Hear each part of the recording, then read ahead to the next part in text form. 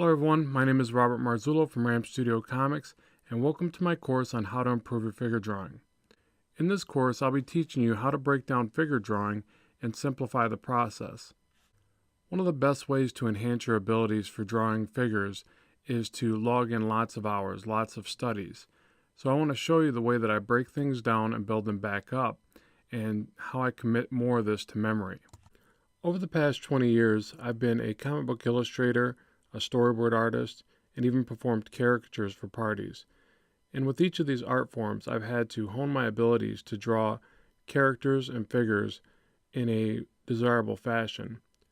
So what I want to show you is how I hone those skills and how I utilize them to do that type of work. So in this course, you'll get to work alongside with me as I break down a variety of these figures.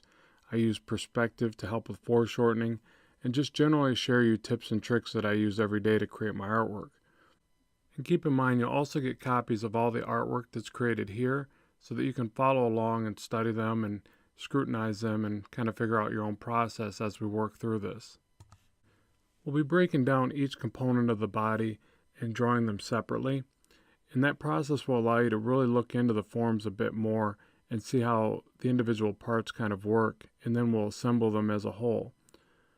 And the reason why I think that helps so much is if you just get right into figure drawing, you get a little bit bogged down by the complexity of it. So if you itemize each area and separate them into their smaller components, but then reassemble them, you'll get a better understanding of how to draw complex forms and complex scenes without feeling so overwhelmed by the process.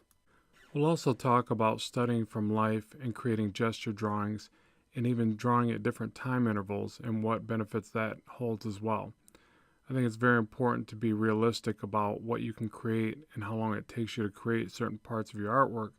It also helps you to gauge what you need to study next. So by the end of this course, you should have a lot better understanding of how to complete your own figure drawings.